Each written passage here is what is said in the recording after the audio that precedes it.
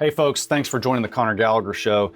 Look, I just finished an hour sit-down virtual conversation with the world's leading expert on the top papal contenders, okay? His name is Edward Pentin, famous journalist. You've probably seen him many times. He's written best-selling books, hundreds or perhaps thousands of articles by now about what's really going on inside Rome and the Vatican. And he, with a partner of his, Diane Montagna, have created the most incredible website on the planet. It's called College of Cardinals Report.com. And I'll put it in the show notes, you can check it out. But this website, which I've been looking at for a month now, takes every cardinal in the College of Cardinals, 250, and gives their bio, their background, but then what they do because of their knowledge of what's going on really inside the church, how the Spirit is moving this way and that, what the electors are thinking post Pope Francis's death. They have a great list of 22 leading cardinal candidates, okay? And so you got to go to this website and check it out. But what we do what I just did for an hour with Edward Pentin is talk about those top candidates. I didn't get to all 22, but as a little teaser here, this is unbelievable to me. I did not expect this. But what he's hearing, the rumblings he's hearing, is that the great Cardinal Robert Sarah is a real possibility. Now the guy's 79, almost 80. I didn't think that was even possible at this point because of age and because of where he is on the Orthodox, Heterodox spectrum. I didn't think the guy would even be a serious contender, but Edward is confident. He's optimistic, I should say, about the Cardinals want to bring order and structure back to the Vatican. Now this is vitally important. Why? Because whether or not a cardinal likes the ideology that Pope Francis has had over the last 12 or 13 years of his papacy, most cardinals are in agreement that the Vatican is in disarray. There is a confusion, there's frustration, and just the logistics of the Vatican and the church are not running well. So this is one little reason that choosing a candidate that is very different from Pope Francis and can, even if he's old, have a couple years to bring stability, structure, order, reason, respect for canon law, to bring these attributes back into the fold in a very short amount of time, then maybe that pope's not pope for very long because he's too old, but then the next pope, they can make another decision. So there's a real possibility, my friends, that we're going to get somebody who is very, very orthodox, that will defend the Latin Mass, that will defend the sexual morality issues of the church, that will make sure that the synodality ideology of Pope Francis doesn't continue to get out of control. There's a lot of great things, particularly coming out of Africa. So we're going to talk about Cardinal Ambongo, who's from the Congo, strong candidate in many ways. We're going to talk about Cardinal Erdo from Hungary, a great candidate. And then we're also going to talk about some perhaps moderates, Cardinal Pizzaballa, who you may have heard about in the news, interesting guy who's the cardinal for the Holy Land. And then we're going to talk, of course, about a handful of essentially heterodox cardinals, Cardinal Matteo Zuppi and Cardinal Parolin. So there's some troubled characters in this mix that would at the very least continue the trajectory that Pope Francis put us on and maybe even take us further. Anyway, we talk about a whole lot more than these names. But before we jump into the actual episode with Edward, I want you to say to yourself, there's hope here that we could end up with a very strong Pope to kind of right the ship.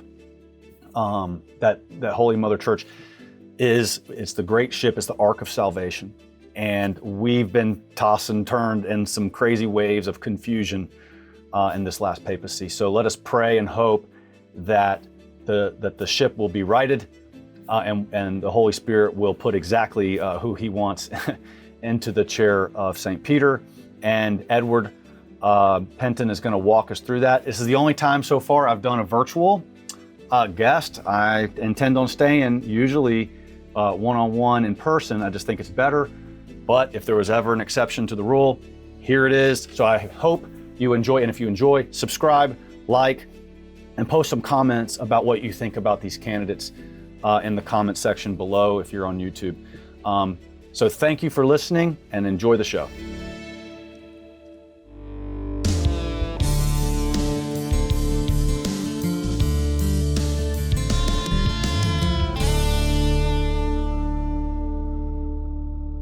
Mr. Edward Pentin, thank you so much for being with us today on the Conor Gallagher Show. Great to be with you, Conor. Well, I know it's got to be a crazy, exciting, exhilarating time over in Rome. You are one of the world's leading experts on the papal candidates, as hard as that may be for someone to actually be. But there's so much glorious information that you and some partners have combined together on College of Cardinals report.com. I've been telling all my friends, this is the greatest website in the world right now. So please, everyone, go to that. We'll have that in the show notes. But it's so professionally done. So I congratulate you first on this tremendous service that you've done to the church here. Well, thank you, Conor. Well, I should say that it really is a team effort. It was the project was led by Diane Montagna. She's a very accomplished Vatican journalist. We both co-founded it, and we got a team of researchers to, including ourselves, of course, but others as well, to basically do the research for these cardinals. And we got them from across the world, from different language groups, according to where they come from. And so it's been a big process, a painstaking effort. But we were very grateful, and we put it into the hands of Our Lady. We actually consecrated it to her, and I think she has guided it. And we launched on the Feast of Our Lady of Guadalupe on December the 12th. And it's really been, we hope it's going to be very useful. That's the plan. It's really to be a service to the church. Yeah.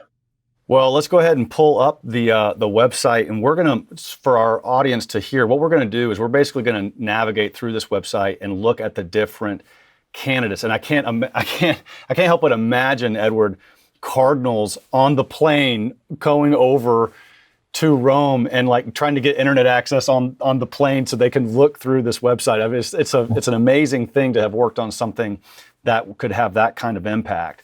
So here we are on this website, and it has a Papabili. Now, first of all, help me pronounce the word right, because I've heard different pronunciations. Papabili? Yes, it's Papabili is the singular. Papabili is plural. It's the Italian. So that's why we have Papabili, because it's on the front page, because there are many of them there. But yes, Papabili is the singular, and it just means they're prominent candidates considered to be likely to have a good chance to become Pope out of all of the college. Yeah. The fact, Edward, that this conclave was delayed a couple days, I'm wondering if that has a rather significant impact on a certain segment of the conclave, and here's why. The more progressive candidates are very often from Europe, Italy. They know each other well. They've been hanging out, going to a lot of cocktail parties together, and they know each other well, and they're in the press a lot.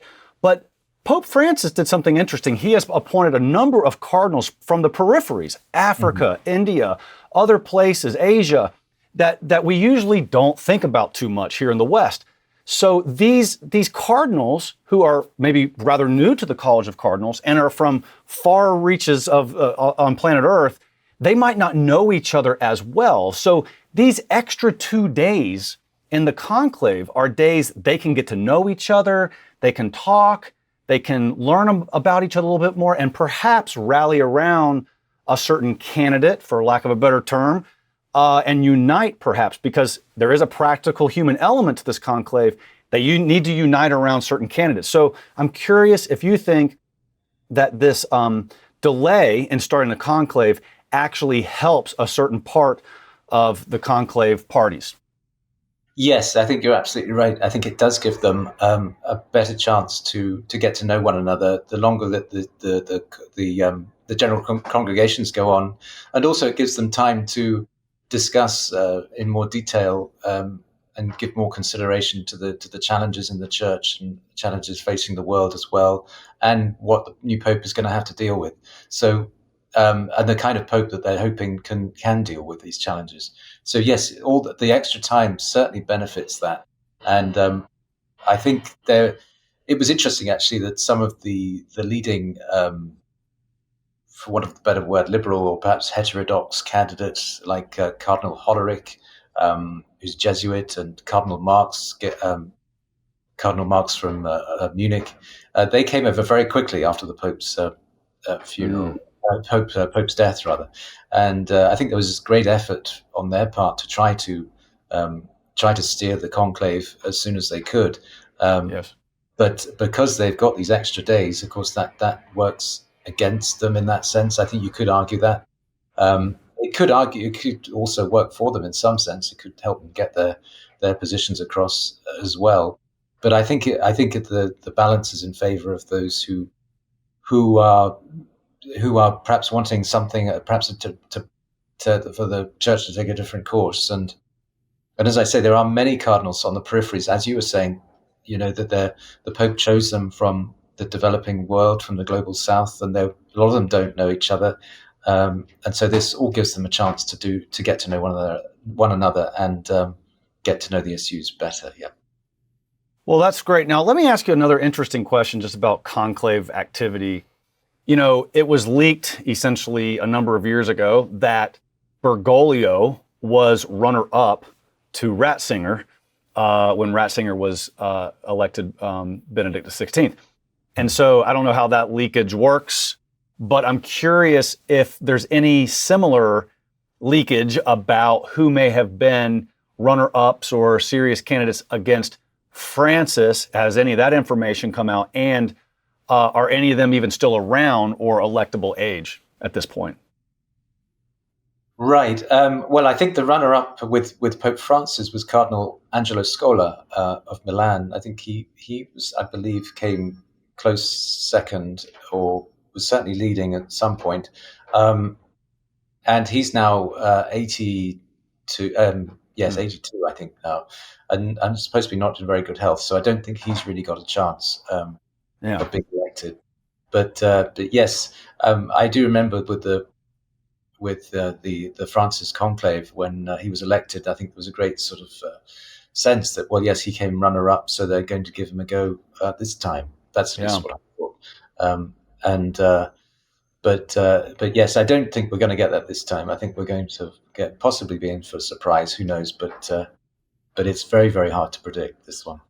There is a saying that goes along with the conclaves, and it's somewhere on this awesome website, and it says something to the effect of a skinny pope follows a fat pope, or vice versa. And exactly. The idea there is that, the pendulum swings. Usually that happens in life in all human organizations. So in light of that, let's jump into some of the more conservative or traditional, and keeping in mind, these are imperfect words. I don't really like using political terms, but I'm going to be bouncing around between conservative and traditional. But let's jump into some leading candidates from that side of the spectrum. And I'm going to launch off by just asking you first, and then let you take it to other candidates if you like. Cardinal Sarah, that's one of the first names, of course, people in my circles that mention that we love him. And I suspect you would say two things. I don't want to put words in your mouth, but number one, he's getting up there in age. So when I click on his picture here on your website, it shows that he's 79 years old. And he's, probably the most conservative or traditional on the spectrum in this conclave. That probably makes him very unlikely. The Holy Spirit can do what he wants. But talk to us a little bit about Sarah, and then we'll go into other conservative candidates. Yes. Just before we start, I think Cardinal Muller had said something quite interesting and I think helpful. He said that he doesn't want to, he doesn't want to talk about conservative or liberal. He wants to talk about heterodox and orthodox. And I think that's possibly a better label to use, or heterodox leaning and orthodox leaning. I think perhaps we could use. I'd prefer that. Thank you for that. Yes. Yeah, and sure. Cardinal Mueller, when he speaks, I listen. So there we go. Yes, I think it's wise that he said that. So we can use that. But Cardinal Sarah is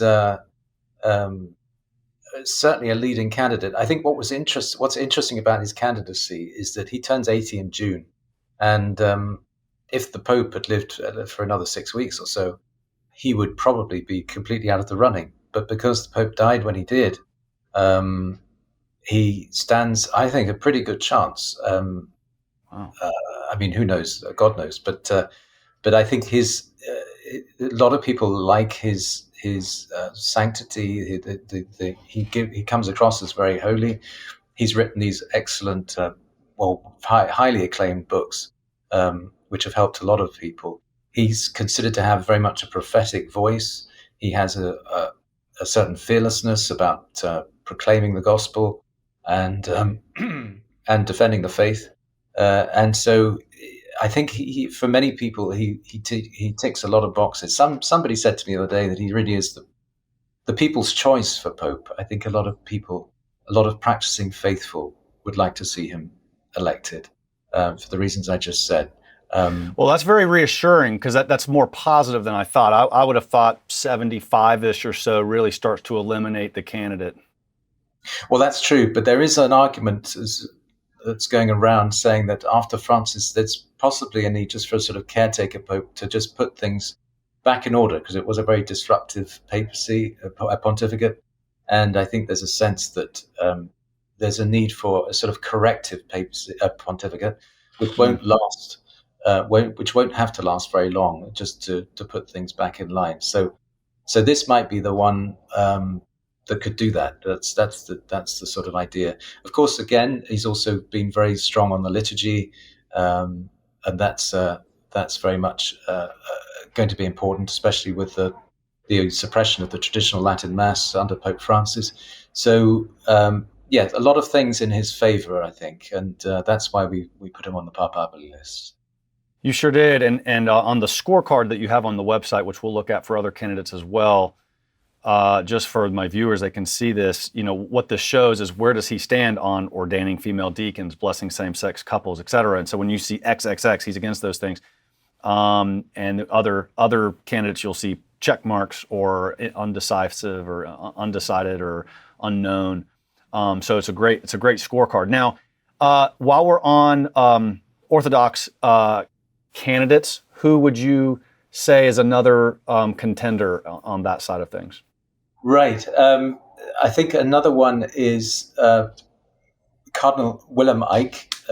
He was quite significant, I think, also in the last conclave. He's a Dutch cardinal. He's very well known for his pro-life stances.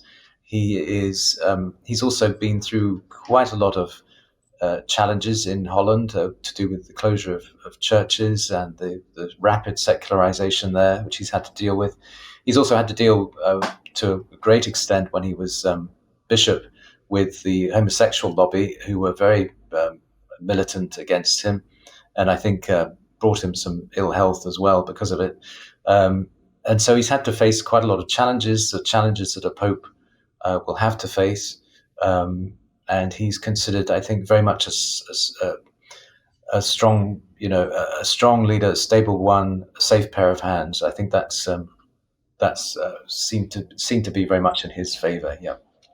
So when I click on here, and I've been through every one of these candidates carefully, but here it gives a little news, evidence, or supporting data about what he has done in regards to something like same-sex couples. Now, when there's question marks, for example, and help me with the pronunciation of his name again, Cardinal, how do you say that last name? Yes, well, I think it's actually Eijk, Willem Eijk is how the Dutch pronounce it, yeah. Cardinal Eijk. Now, just as an example here, it's unknown what he thinks about the traditional Latin Mass. It's just something that he hasn't been contending with, or maybe something that hasn't made media. So that's why there's just a question mark. We just don't know. Yes, I think that is a bit of a question mark with him. But I think one could be quite sure that he's not going to continue suppressing it. I think one could be fairly sure of that. But he is very, for the Second Vatican Council, as all the cardinals are. But he's not in any way, I think, antagonistic against the traditional mass. But as I say, as we put in the site, it's a little unknown. Yeah. Yes. That's great. And who would have ever thought the Netherlands? I mean, that's, it's interesting, but because the church has suffered there so much. I mean, church attendance is extremely low, in my understanding. Indeed, and I think that's why he stands out so much, because he's a sort of a light in the darkness there, because there is such secularism, and he is someone who really does stand out because of that, because of his standing up for the gospel in the country. Yeah. Outstanding. Now, is he just, again, he's just kind of in your mind, and I know who knows, only God knows, but do you put him as likely, or do you just put him in a top category of Orthodox? I think he's likely. I don't think he possibly has the strongest support. I'm not sure. It's hard to say. And of course, we have to keep saying that it's the Lord who's really going to decide this.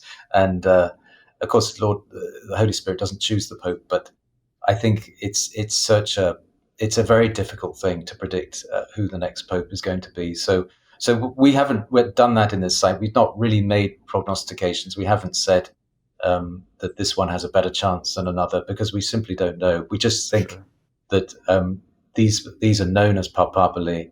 They're known to be prominent figures who have a good chance, but we put them all on a sort of equal footing because we just don't know.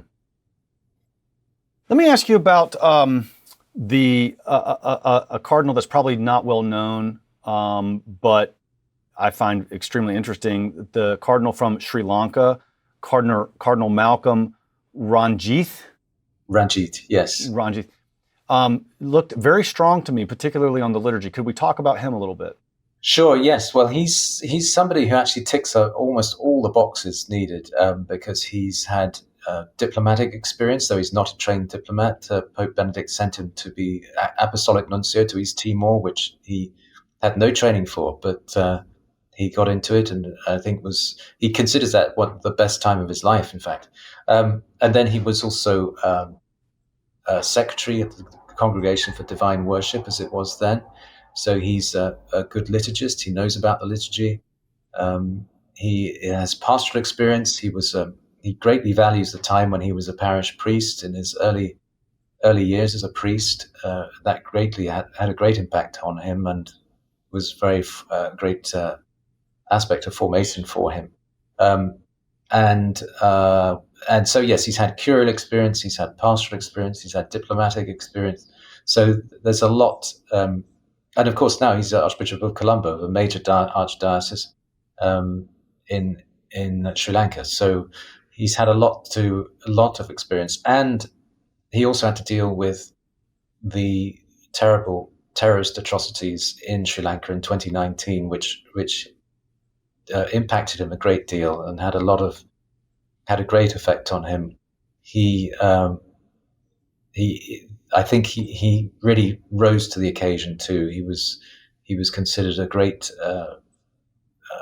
defender of just the people in that, especially against the government, which was accused of letting that atrocity happen, of knowing about it, and letting it happen. And he's been very, very strong in standing up for the Sri Lankan people in many different ways. He's also very strong with interreligious dialogue too. I think that because, and that can be for some can see that as a negative. I think he's tried to be though very, very balanced with, and not compromising on the faith. But he's had to be, because Sri Lanka has a strong Buddhist population, and there's been a lot of tension in the past between Buddhists and Catholics and other faiths in the country. So that's also a great thing in his favor. So yes, he's often forgotten about because he's getting on a little bit now, and I think his health is good, though he's had a few health issues, but nothing too serious. But I think he's been so wrapped up with what's going on in Sri Lanka that, and deliberately hasn't sort of entered into the fray about Pope Francis and what's been going on in Rome, because he's been so preoccupied with Sri Lanka that I think people have tended to forget about him. But yes, he's certainly a contender. Yes, and I think one of the things that drew my attention the most, given the suppression of the Latin Mass, was 2005 to 2009. He was Secretary of Congregation for the Divine Worship, and that would have been under Pope Benedict. So you would think that Pope Benedict would have been very careful in who he was choosing to run that office. So that's very encouraging for us. So it's interesting to see that a man who worked closely with Pope Benedict on the liturgy, just to make it clear for the listeners, is here in the conclave today as a possible pope. That's something that we may have forgotten, that there's still some people like that from Pope Benedict days. Indeed, yes, and that definitely is relevant to our times, of course, with what's happened with the traditional liturgy. And he was very in favor of the traditional liturgy. He celebrated both forms, of course, but yes, he's somebody who will, I think, definitely correct that if he were elected.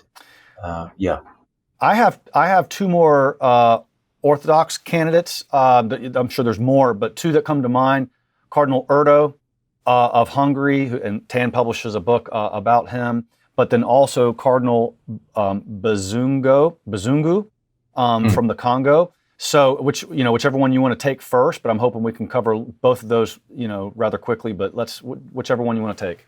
Sure. Let's start with Cardinal Erdo first, because he's considered pretty prominent among the Orthodox candidates. He's what is in his favor for many followers of him is his strong canonical background. He's got a very respected history in canon law, and he used to teach canon law in Rome as well.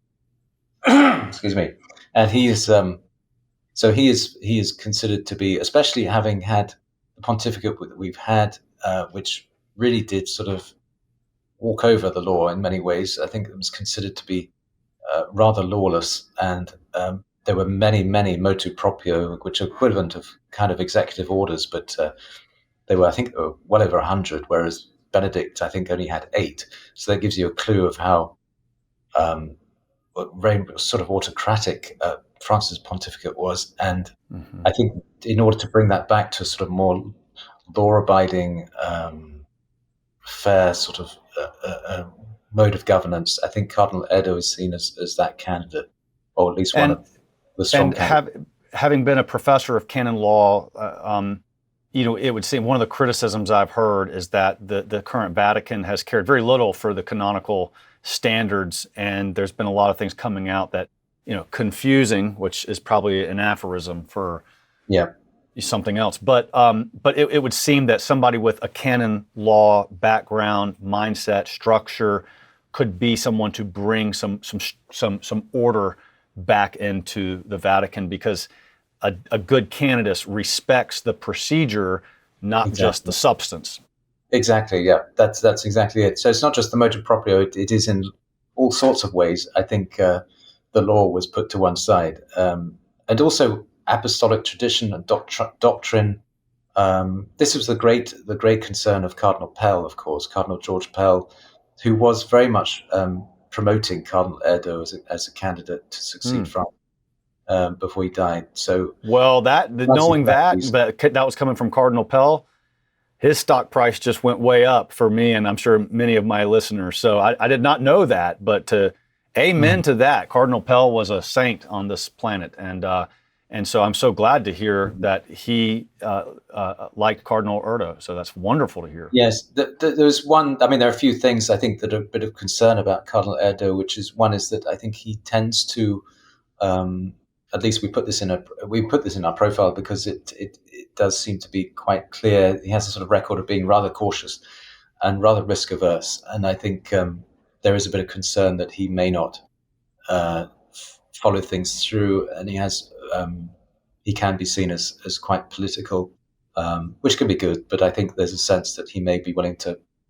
be rather pragmatic in certain issues, which could be a problem for some. And there's a lot of question marks on your scorecard with him. The section that we're looking at here. There's a lot of areas that are important to us where we're saying we don't exactly know what he says on this or that. So Right. That might actually say something in and of itself, that he plays the game a little bit. Maybe he's a little bit too political or cautious, but who knows? But there's some very good things to be hopeful for in this candidate. Yeah. Yes, indeed. I think now, what about the Cardinal? Help me with the name, Bisungu. Yes, Cardinal Ambongo Bisungu from the Congo. Yes, he's. Do you say Ambongo? Do they pronounce like their middle name, or because I've heard them say Cardinal Ambongo, but to me it looks like his last name is Bisungo. Yes. In fact, I got that mistake too when I first came across him. I think it seems to be like the Spanish names. I think although he's French speaking, but I think he's normally known as Cardinal Ambongo. Okay. And yes, he's seen as an up and coming star in the church in Africa. He played a big role in, of course, when Fiducia Supplicans came out, the document blessing same-sex couples that Pope Francis put out. He was quite strong in trying to resist that on behalf of the church in most African states, and he was quite strong in resisting that. So, and may I read a little passage from your website on that? Yes, of course. So on the scorecard, I call it the scorecard, but where he stands, blessing same-sex marriage. Just one little provision here. Quote, unions of persons of the same sex are considered contradictory to cultural norms and intrinsically evil. So, and he made it very clear that in Africa, these blessings, these benedictions would not be given because it would give great scandal. So he's used strong language on that, and it seems to me rather common that the Africans have not bought into the woke ideology, and perhaps, you tell me, but perhaps it's just because they're dealing with true suffering and poverty, and they're dealing with real martyrs. They're facing a machete, as a real possibility in their life. To be a martyr for Christ, and they're not at cocktail parties in New York City talking about woke ideology. So it seems that a certain level of common sense has resided with the African bishops because they're dealing with real life problems. Is that a fair assessment? I think you're absolutely right. I spent a couple of years working in Africa back in the 90s. Of course, every African country is different, but they do have there is a common issue there, which is that they do abide by the traditional moral teachings of the church. They're very strong on that, and they don't abide by this sort of push towards normalization of homosexual acts and behavior in the church. And so, and as you say, they're very grounded. They're very rooted in life and in family, particularly, and in community. And this issue, I think they see as totally harmful to that. Hey, thanks guys for checking out the Conor Gallagher Show. Please take a moment to like, subscribe, or comment, or whatever you got to do to support it. And I appreciate that very much. Let me ask you this, the Synodal church issue, that in the West, I think we look at that and say, what is this? And I've wondered, for example, this cardinal we're talking about, Ambongo, he seems to be in favor of the Synodal Church. But my question is, if you're in Africa and you feel very removed from the European West and Rome and the bureaucracy of all that, perhaps you're inclined to be more in favor of the Synodal mindset, the Synodal Church, because you want Africa to deal with itself, and it's less. It wants to be less dependent on Rome. So perhaps you can be more in favor of a Synodal quote unquote church for very different reasons than Pope Francis may have been pushing it. I could be wrong on that, but I'd like your take. No, that's an excellent point, Conor. That you do see. In fact, it comes out in the profiles that often the African cardinals. And in the global South generally, they're very they're very synodal, and they're very pro synodality. And I think it's precisely for that reason that you say. It's because they've long sensed that the church has been too Western or centered, too Eurocentric, and they've sort of felt rather forgotten by that. So the synodality gives them more prominence and more say in the church, and of course that's what they would like. Yeah.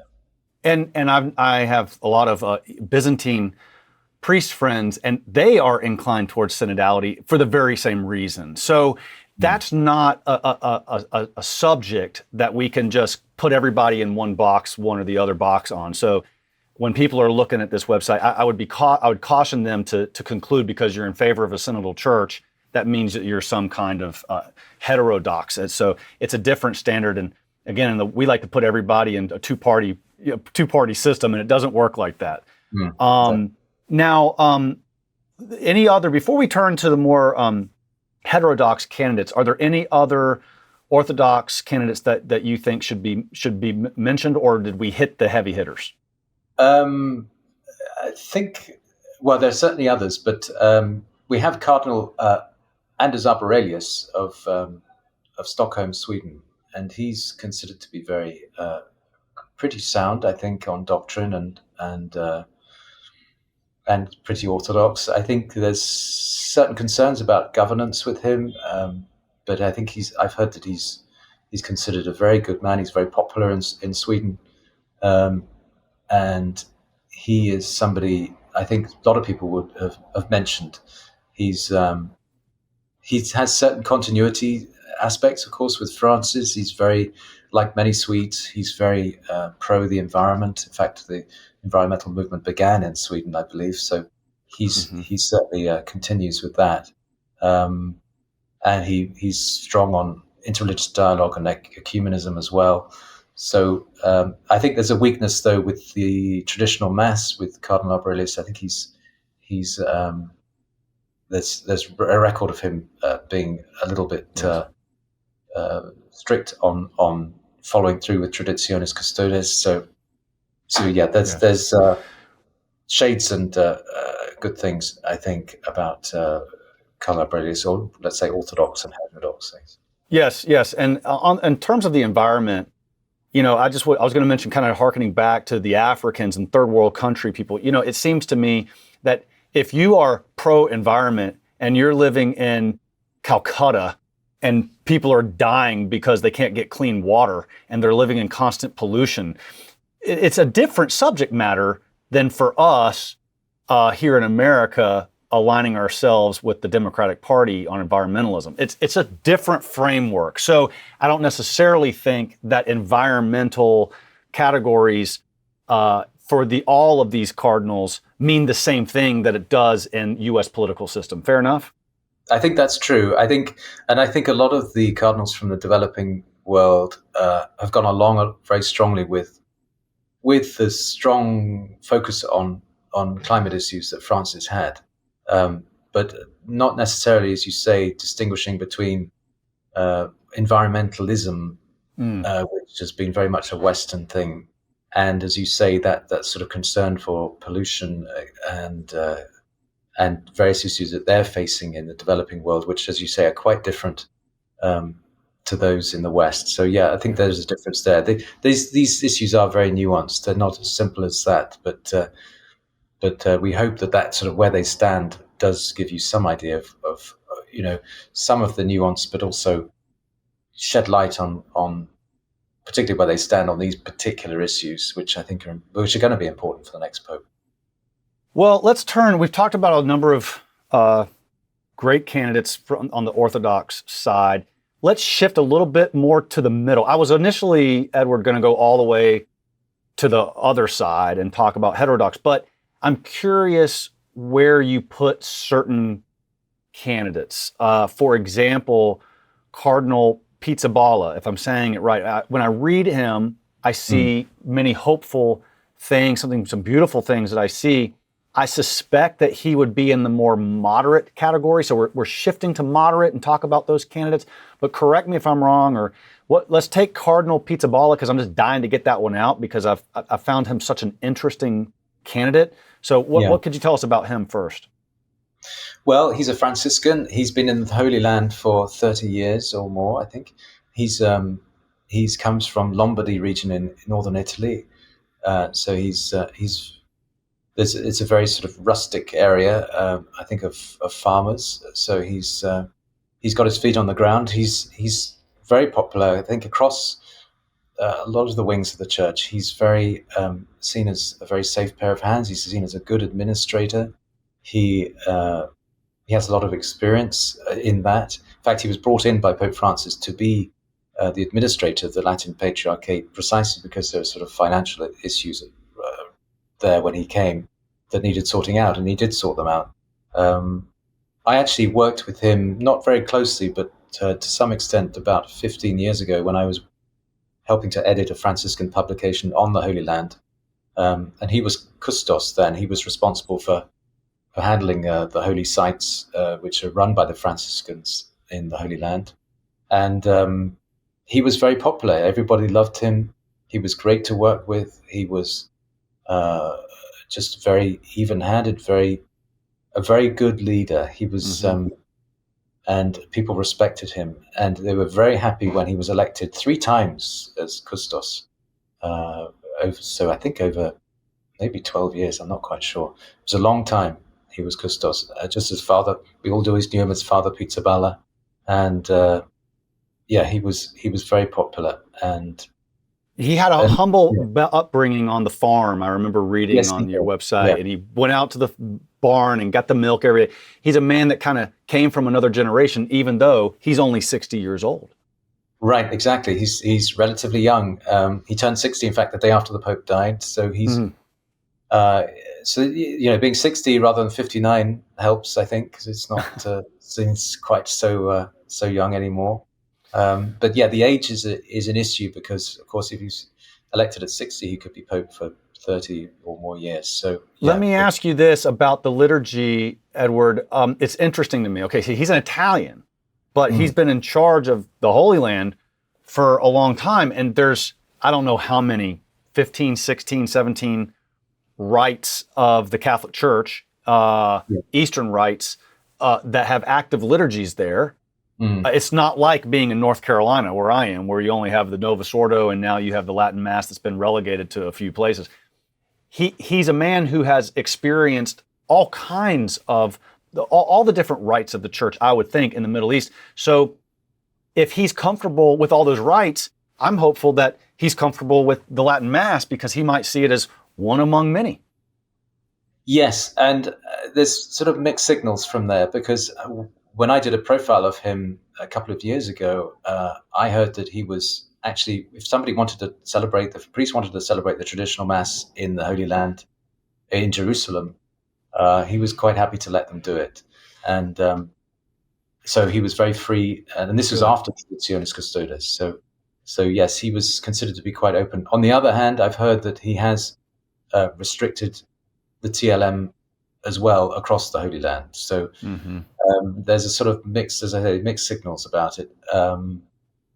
So yeah, we'll have to see. He certainly has, I think, a certain openness to tradition. When he took possession of his titular church in Rome, when he became a cardinal, which every cardinal has to do, the liturgy there was very traditional. In fact, somebody said it was a traditional Mass in all but name. It was a Novus Ordo, but it was very ad orientem. It was ad orientem. It was it had a lot of the trappings of tradition. It was in Latin, and I think it was considered to be very, very traditional. So, and I know he has friends who go to the traditional Mass. So it's I don't think it's probably a serious concern, but I know that some people are concerned about some of his reactions to Traditionis Custodes. What other? So, would you put him in kind of the moderate category? I mean, for lack of a better word. Yes, I think he is. When I worked with him, he certainly came across as sort of a moderate, slightly left, I suppose, leaning, if you want to put it that way. I wouldn't say actually he was heterodox anyway. I didn't see that. Yes, he is certainly a moderate. Okay. Yeah. What other moderates come to mind that are serious contenders? So Well, just before we go on, I think the other thing that we should mention about Cardinal Pizzaballa, of course, is his connection with the Holy Land, especially now, and with the situation with Hamas and Israel. I think that certainly also plays in his favor. He is seen as very balanced in that, probably leaning to the Palestinians more than the Israelis, but he does try to be even-handed. He's upset the Israelis, but he does try to be even-handed, as I say. So yeah, that's an important factor also in his candidacy, I'd say. Mm-hmm. Great to hear. So other moderates, yes. Who would you say? Other moderates, yes. So I suppose we have Cardinal Koch, the president, now he's the prefect of the dicastery for promoting Christian unity. He's considered to be pretty center of the, pretty middle of the road, I'd say. How do you spell that last name so I can search him on your website? Yes, so it's Koch.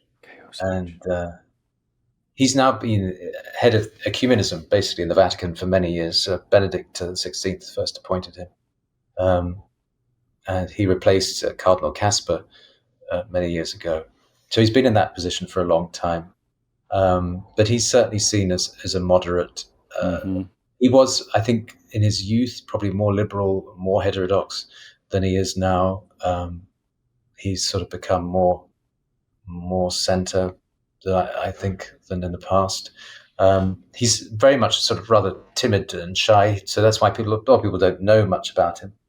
A very humble man, and obviously keen on unity in the church. So there's certain things in his favor. Yeah. Who else? So another. Who do we have? I think. Well, there's. Shall we go to the heterodox group? I think we're moving to that. Yes. Okay, let's do it. There is Cardinal Filoni, of course. Cardinal Fernando Filoni is a Vatican diplomat, and he came to prominence when there was the war in Iraq. The first. Is that PH or F? Filoni. And he was also Deputy Secretary of State as well. So he's had, a lot of curial experience, diplomatic experience. And during the Iraq War, he was actually stayed in Iraq when the bombing started, and was considered very heroic for doing so. So he's, yeah. On that note, Edward, it just made me think, do I remember correctly that I'm sorry to back up to Pizzaballa, but I think he offered himself in exchange for hostages. Am I right about that? And that's quite heroic and beautiful.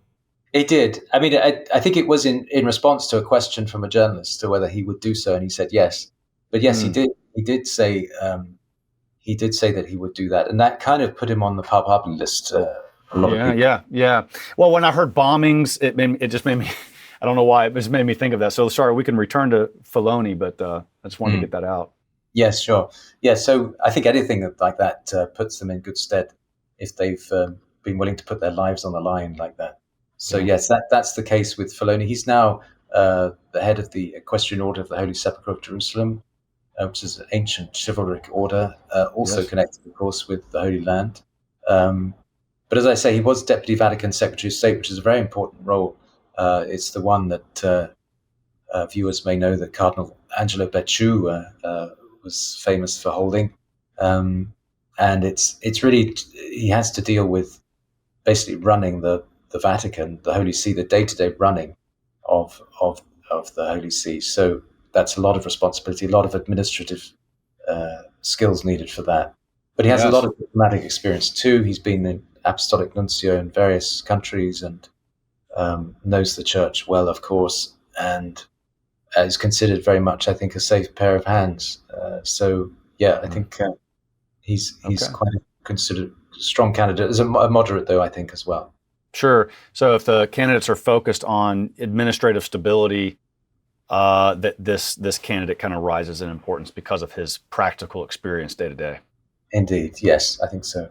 And he also has a good knowledge of China too.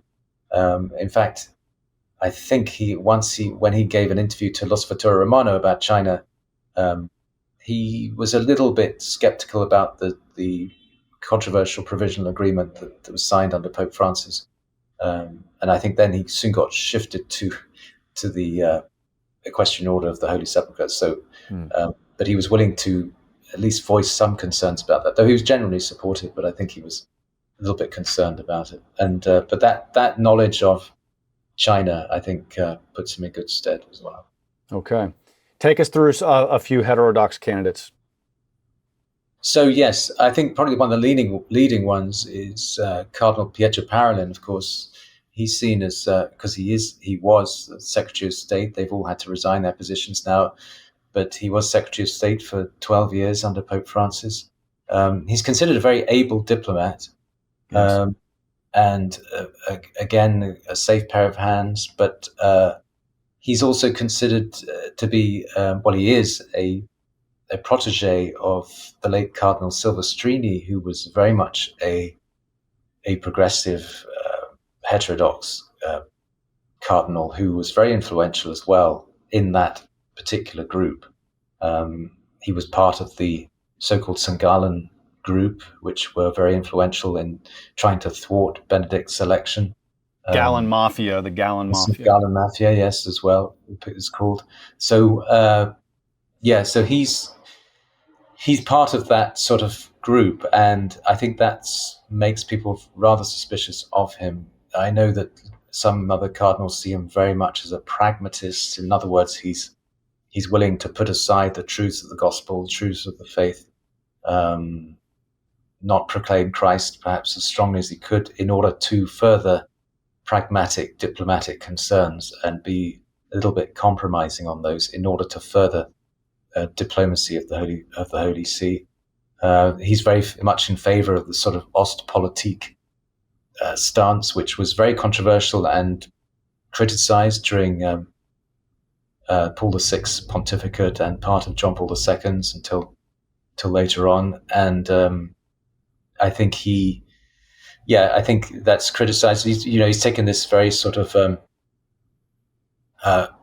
pragmatic view, especially, of course, with China. China is this biggest Achilles heel, I think, because that was so controversial and so opposed by so many, supported too, of course, by some in China and elsewhere, and within the church. There's people say, as he says, that there just to be patience in order to wait and see how this agreement plays out. It could bear good fruit.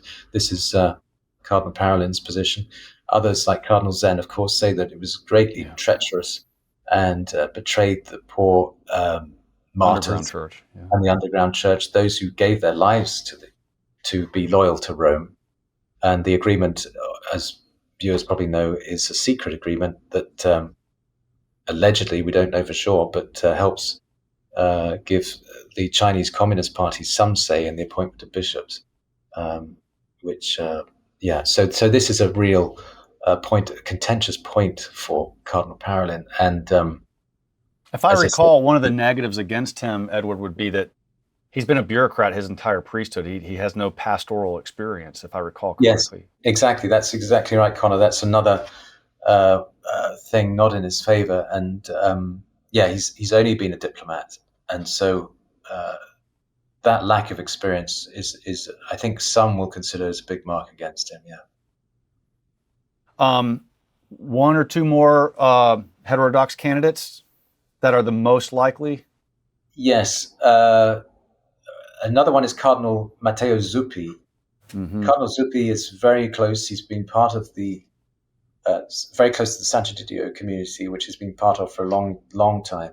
The Sant'Egidio lay community is politically very liberal, or I should say very liberal. It's politically on the left.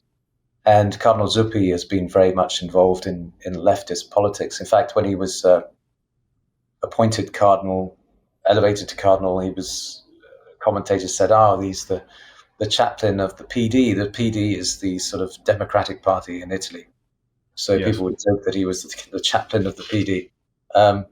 but he's also very much considered to be a street priest. He has a great outreach to the poor. He goes around on a bicycle. He's very much in continuity with Pope Francis in that regard.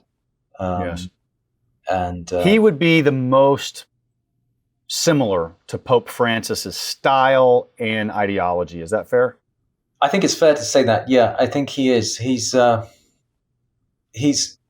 in some ways, yes. I think he has, not to use this always as a yardstick, but I mean, he has celebrated the traditional mass. He's been quite keen to reach out to on few occasions, but he has tried to reach out to the traditional communities, and I think that's all part of his sort of demeanor. He wants to be basically friends with everybody. He wants to be, to reach out to all, very much trying to be inclusive.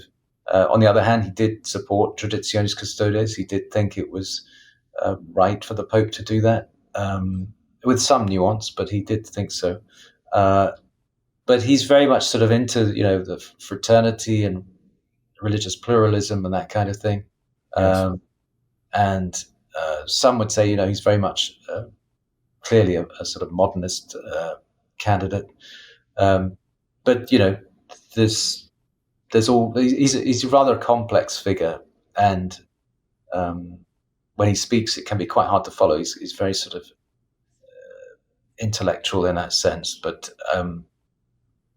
it's whether it's I don't know. He has criticisms about some of his teaching and some of his positions. We go into that quite in some detail in great detail, in fact, on the site, especially his views, so, for example, on hell and these kind of things, which Yes. are not clear and kind of obscure. And I think when there's a lot of talk at the moment about the next Pope being clear on doctrine, well, I think Cardinal Zuppi would just continue the Pope Francis line of being really quite ambiguous in that area. Yes, I understand that. Now, are there any wild cards that come to mind? Maybe something that has just popped up in the last month or two or three. I know he appointed a lot of cardinals very recently, right before his death. So, I mean, some of these names that we've talked about, they've been around for quite some time. Does anybody come to mind that was a newcomer, a wild card? Well, I think Cardinal Jean-Marc Aveline in France, Marseille, France, he's become quite a rising figure. At least he was under Francis, because he's considered to be very close to Pope Francis in many things, especially migration. He is very strong on migrants, and he's known as Pope Francis's favorite successor. Yes, I read that. That's an interesting thing, because he doesn't seem to match Pope Francis on some very important issues to Pope Francis. So I was surprised to see that he kind of favored him as a successor. Yes, he did. And I think they had quite a good relationship, and he was in touch with Francis quite a lot informally. And I think if they were looking for somebody who was a continuity figure, but somebody who was, he's considered to be very likable. He's a very genial, affable sort of character who I think could help bridge gaps between Francis and those who the late Pope alienated. But he is considered very much to be a theological modernist, I would say, and somebody who's certainly leans in a heterodox way in certain issues. Not on some, of course, but yes. on others, yeah. So he has had a problem with blessing same-sex couples, and he has had problems with the suppression of the Latin Mass. So that's some good news for someone like myself. Yes. I think there are elements which lean towards orthodoxy and some which lean towards heterodoxy. He's a rather complex figure.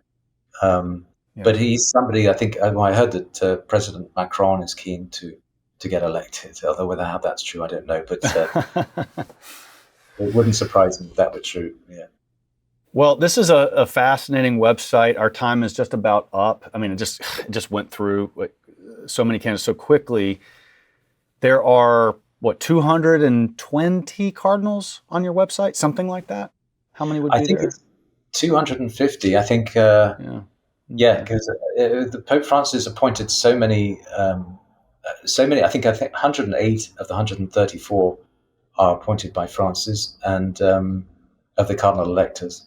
I'm not sure how many altogether, but certainly he's appointed a lot. And the college, the Sacred College, is, I think, biggest it's ever been in terms of numbers. So, yeah, it's a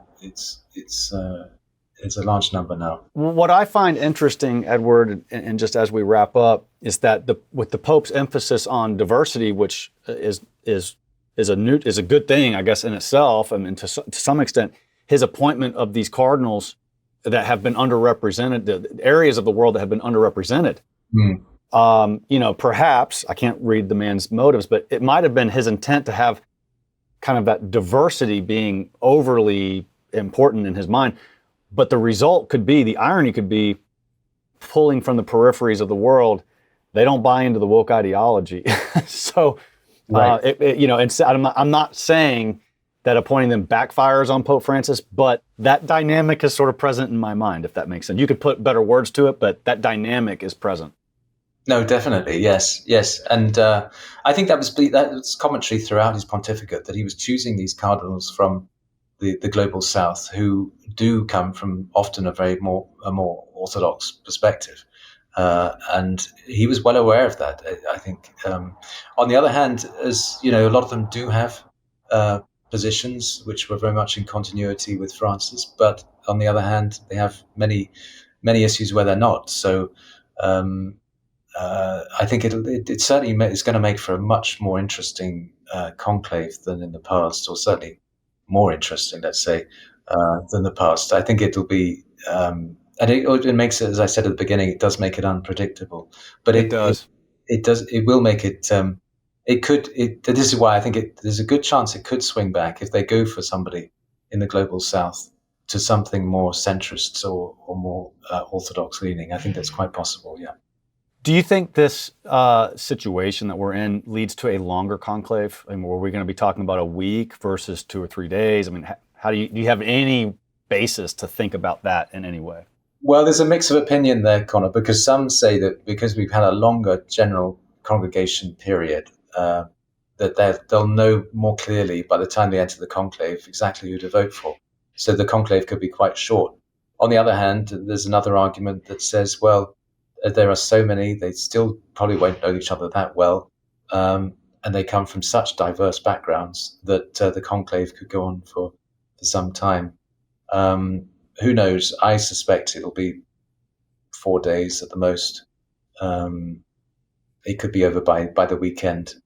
But who knows? The Lord knows. He's in control of it all, and we just have to wait and see. Yeah. Well, we'll leave it on that. You stay online with us, but we'll be, exiting out of this. This was our first virtual podcast that I've done. I usually have the rule of in-person, but this is a extreme circumstance. I'm so grateful, Edward. You have spent your career, your life, your expertise learning so much about Holy Mother Church, looking at the inside of it.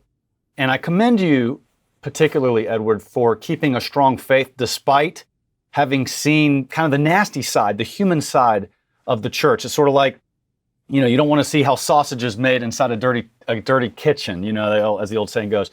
But you have continued to be faithful and a joyful representative of things going on in Rome. I thank you for that. I thank you for this wonderful website. Please give our appreciation also to Diane, who's done a remarkable job with this. This is a true service to the church. This is a publishing in a different way. I publish books. But thank you for your time. And I hope at some point, maybe after we have a new Holy Father, we can get together again and maybe talk about what the Lord has in store for the church. Sure thing, Conor. And yes, well, thanks be to God. Praise God that it's you like it, and that we hope it does serve the church in a very positive way, and bear good fruit, and really help the cardinals and help the faithful as a whole. That's really what we want from this, to give glory to God and to be of great service to the church, at least that it be of service to the church. Let's put it that way. Absolutely. Thank you, Edward. Take care now. Thank you, Conor. Good to be with you.